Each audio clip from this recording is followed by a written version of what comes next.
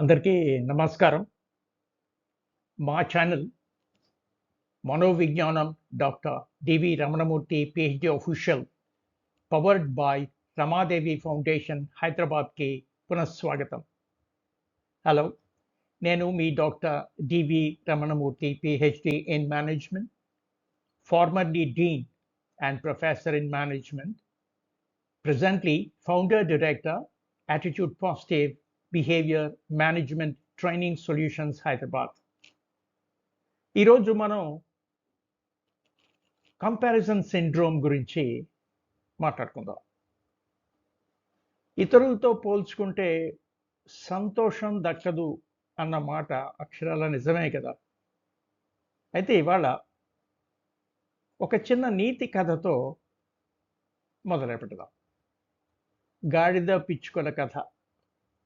ఆ కథ చెప్పే జీవిత సత్యం అన్నమాట. ఏమిటిది? ఈ ఈ కంపారిజన్ సిండ్రోమ్ మనకి ఇవాళ చాలా బాధ కలిగించేటటువంటి ఫినామినన్ మనకి. చూద్దామండి ఈ నీతి కథ ద్వారా మనం ఏం నేర్చుకోబోతున్నాం.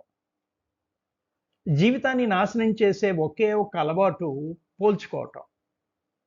మన జీవితంలో ఎన్నో వరాలున్నా ఒకే ఒక్క అలవాటు మన ఆనందాన్ని దొంగిలిస్తుంది.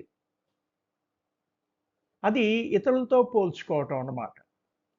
అసలు ఇవాళ ఉన్నటువంటి సోషల్ మీడియా యుగంలో ఇది మరింత ప్రమాదకరంగా మారింది అనడానికి సందేహం లేదు. ఈరోజు ఒక చిన్న నీతి కథ, గాడిద పిచ్చుకల కథ ద్వారా మనం జీవితాన్ని మార్చగల గొప్ప సత్యాన్ని తెలుసుకుందామా? రండి. కథ ప్రారంభం. కథ పేరు బరువులతో నిండిన జీవితం. ఒక గాడిద రోజు బరువులు మోస్తూ ఉండేది. అలసిపోయి ఆకాశంలో ఎగిరే పిచ్చుకలను చూసింది. అలా చూసేదన్నమాట రోజు. వాళ్ళ జీవితం ఎంత బాగుందో అని అనుకునేది ప్రతిసారి. మనలో చాలామంది చేసే పొరపాటే గాడిద కూడా చేసింది. తన బాధ మాత్రమే కనిపించింది తప్ప ఇతరుల కష్టాలు కనిపించలేదు. పిచ్చుకల స్వేచ్ఛ చూసి గాడిద చాలా అసూయపడింది. అసలు వాటికి ఎలాంటి బరువులు లేవు, ఎక్కడికైనా ఎగురుతాయి కదా, ఎగిరిపోతాయి సరదాగా, పాట పాడుతూ ఆనందంగా ఉంటాయి అనుకుంటుంది. అంటే ఇక్కడ మనం ఒక విషయం గమనించాలి. ఏంటంటే బయట కనిపించే జీవితం ఎప్పుడూ నిజమైన జీవితం కాదు. మనం చూస్తున్నది ఒక్క భాగం మాత్రమే. అంటే one side of the coin అంటాం. ఒకసారి ఒక జ్ఞానవంతమైన పిచ్చుక గాడిదని పిలిచి మాట్లాడుతుంది. ఏమని? నువ్వు మా స్వేచ్ఛనే చూస్తున్నావు, మా పోరాటాన్ని చూడలేదు. ప్రతి ఉదయం మేము ఆహారం కోసం వెతుక్కుంటూ ఉంటాం. వర్షం, గాలి, ఇతర పక్షుల దాడులు, ప్రతిరోజు మా జీవితం ఒక పోరాటమే, తెలుసా నీకు అని అంటుంది. ఇంకా ఏమంటుందంటే గాడిదను ఉద్దేశించి ఆ పిచ్చుక, అసలు నీకు కనిపించని నీ ఆశీర్వాదాలు ఏంటో తెలుసా?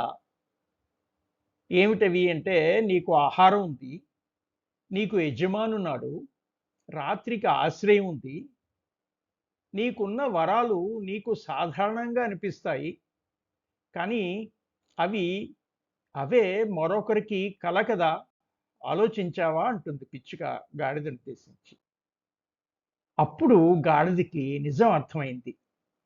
అరెరే, నేను వారి సంతోషాన్ని మాత్రమే చూశాను, వారి కష్టాలను కాదు కదా అనుకుంటుంది.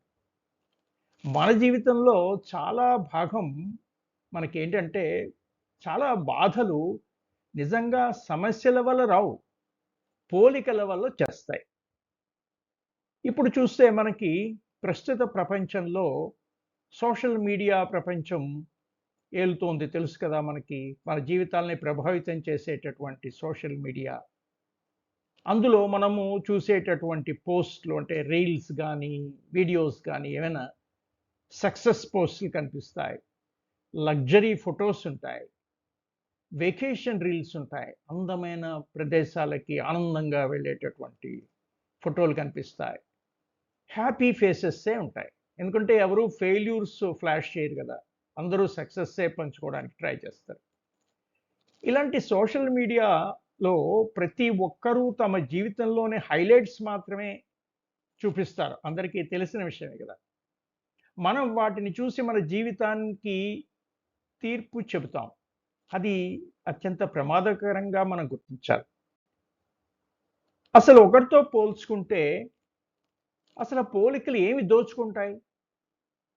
మనశ్శాంతి దోచుకుంటాయి. పీస్ ఆఫ్ మైండ్ ఉండదు. ఆత్మవిశ్వాసాన్ని కోల్పోతాం. సెల్ఫ్ కాన్ఫిడెన్స్ పోతుంది. కృతజ్ఞత, గ్రాటిట్యూడ్ అసలు మర్చిపోతాం. ఆనందం, హ్యాపీనెస్ సరే కోల్పోతాం. Comparison is the thief of joy అంటారు. అనే మాట అసలు ఎందుకు పుట్టిందో ఇప్పుడు మనకు అర్థమవుతుంది. మనం చాలా సంతోషంగా ఉండడానికి ఒక 4 మెట్లు ఉన్నాయి గమనిద్దాం. ఒకటి కృతజ్ఞతాభావం, గ్రాటిట్యూడ్. అసలు మన భగవంతుడికి, యూనివర్స్‌కి, ఇతరులకి గ్రాటిట్యూడ్ చెప్పాలి. స్వీయ అభివృద్ధి, సెల్ఫ్ డెవలప్‌మెంట్. వాటి మీద మనము కాన్సంట్రేట్ చేయాలి. స్వీయ అంగీకారం, సెల్ఫ్ కన్ఫెషన్. అదే మనం గురించి తెలుసుకుని మనం అంగీకారం తెలపాలి. సెల్ఫ్ యాక్సెప్టెన్స్ అంటాం. ఇతరులకు ప్రేరణగా నిలవాలి. We have to inspire others. ఇవన్నీ దేనికంటే ఇతరులను మించడానికి కాదు. మనల్ని మనం నిన్నటి నుంచి ఇవాళకి మించడానికి ప్రయత్నించటం. ఈ నీతి కథలో గాడిద మనకు నేర్పిన గొప్ప పాఠం ఏంటంటే, గాడిద రియలైజేషన్ ద్వారా మనకి నేర్పబడిన పాఠం ఏంటంటే, ఇతరుల జీవితాన్ని చూసి బాధపడొద్దు దయచేసి. మీ జీవితాన్ని చూసి కృతజ్ఞతతో జీవించండి. Gratitude to universe always. నిజమైన సంపద మన దగ్గర ఉన్నదాన్ని గుర్తించడంలోనే ఉంది. మీ దగ్గర ఇంత శక్తి సామర్థ్యాలు ఉన్నప్పుడు అవి రికగ్నైజ్ చేయడం మానేసి ఇతరుల దగ్గర ఉన్నవేవో అన్వేషించుకుంటూ బాధపడడం ఏం న్యాయం అది? అంచేత ఈరోజు మీరే మీతో అడగండి. కాసేపు మాట్లాడుకోండి అద్దంలో. ఏమని? నేను ఎవరితో పోల్చుకుంటున్నాను? నాకు ఉన్న వరాలేంటి? బ్లెస్సింగ్స్ అన్నమాట. ఈరోజు నేను దేనికి కృతజ్ఞత చెప్పాలి? ఈ 3 ప్రశ్నలకు నిజాయితీగా సమాధానం చెప్పగలిగితే మీ జీవితంలో ఆనందం పెరుగుతుంది. చివరిగా ఒక్క మాట. పోలికలు ఇతరుల విజయాన్ని లెక్కపెడతాయి. దానికా మనం ఉన్నది? కృతజ్ఞత మన ఆశీర్వాదాలను లెక్కపెడుతుంది. పోల్చుకోవడం ఆపిన రోజే నిజమైన సంతోషం మొదలవుతుంది కదా! జీవితంలో ప్రతి ఒక్కరికి కనిపించని యుద్ధాలుంటాయి. అందుకే ఎవరి జీవితాన్ని చూసి మనం అసూయపడకూడదు. మీ జీవితాన్ని చూసి కృతజ్ఞతతో జీవించాలి. మన జీవితం మనది. మన జీవితాన్ని చూసి కృతజ్ఞతతో జీవించాలి. గుర్తుంచుకోవాలి మనం. పోలికలు బాధను పెంచుతాయి. కృతజ్ఞత అంటే గ్రాటిట్యూడ్ ఆనందాన్ని పెంచుతుంది. మీకు హ్యాపీనెస్ కావాలా? ఆనందం కావాలా? లేకపోతే బాధ కావాలా? నిర్ణయించుకోండి. మీ సమయానికి కృతజ్ఞతలు. ఈ వీడియో మీకు నచ్చినట్టయితే వెంటనే లైక్ చేయండి. ఇతరులతో షేర్ చేసుకోండి. మీ అభిప్రాయాలని మీ కామెంట్స్ రూపంలో తెలియజేయండి. మా ఛానల్ మనోవిజ్ఞానం doctor DV Ramanamurthy PhD official powered by Ramadevi foundation హైదరాబాద్కి వెంటనే హైదరాబాద్ని వెంటనే సబ్స్క్రైబ్ చేసుకోండి.